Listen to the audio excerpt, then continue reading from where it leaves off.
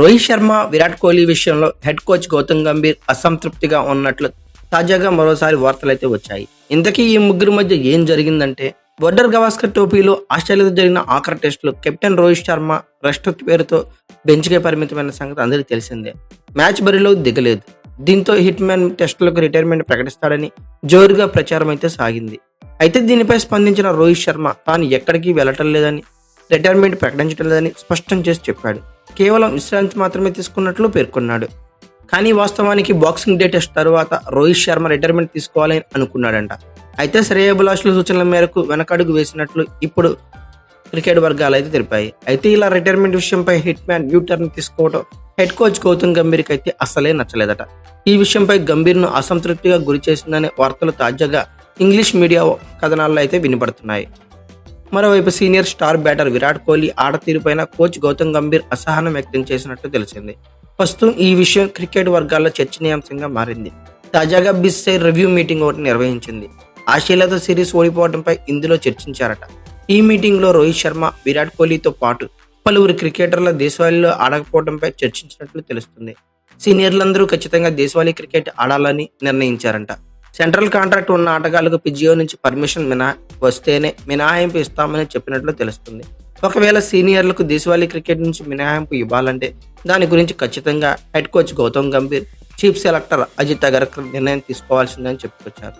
ఇకపోతే ఈ మీటింగ్ లో ఛాంపియన్స్ ట్రోఫీకి సంబంధించి ఎలాంటి చర్చ అయితే జరగలేదని సమాచారం కూడా అందింది.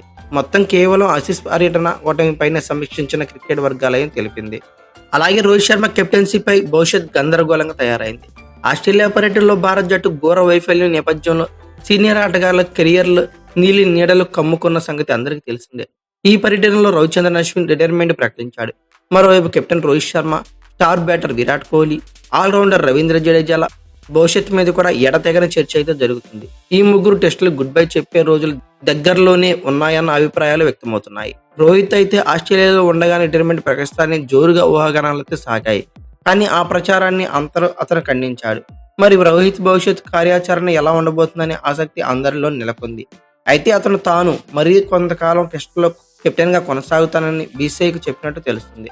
ఆస్ట్రేలియా పర్యటనపై బోర్డు నిర్వహించిన సమీక్షా సమావేశంలో రోహిత్ ఈ విషయాన్ని తెలియజేశాడంట. అయితే రోహిత్ కొన్ని నెలలు అనే మాట వాడనని, ఈలోపు కొత్త కెప్టెన్ ఎంపికపై కసరత్తు చేయాలని సూచించాడని సమాచారం. టీమిండియా ఇంకో 6 నెలల్లో టెస్టులు అయితే ఆడదు.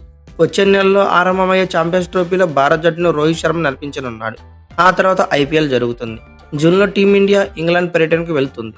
రోహిత్ శర్మ తాజా వ్యాఖ్యలను బట్టి చూస్తే 5 టెస్టుల సిరీస్లో కెప్టెన్ గా ఇంగ్లాండ్తో జరగబోయే దాంట్లో దానే ఉంటాడని తెలుస్తుంది. ఈ సిరీస్ లేదా ఆపై సొంత గడ్డపై అతను వీడ్కోలు నిర్ణయాన్ని ప్రకటించే అవకాశం కూడా కనబడుతుంది. మరోవైపు రోహిత్ వారసుడిగా బుమ్రాని ఎంపిక చేసే విషయంలో ఏకాభిప్రాయం కుదరట్లేదని తెలుస్తుంది. ఎందుకంటే జస్ప్రీత్ బుమ్రా తరచూ ఫిట్నెస్ సమస్యలు ఎదుర్కోవడమే దీనికి కారణంగా మాట్లాడుకోవచ్చు. వెన్నుగాయం దీర్ఘకాలంగా వేధిస్తున్న నేపథ్యంలో బుమ్రా ఎంతకాలం టెస్ట్ కెరియర్ను పొడిగించాలనుకున్నది ప్రశ్నార్థకంగా మారింది. ఆస్ట్రేలియాతో చివరి టెస్టులో వెన్ను నొప్పితో అతను అర్ధంతరంగా బౌలింగ్ దూరం కావడంతో సిరీస్ ఫలితం మీదే ప్రభావం చూపింది. ఛాంపియన్స్ ట్రోఫీ కూడా అతను అనుమానంగా మారిపోయాడు.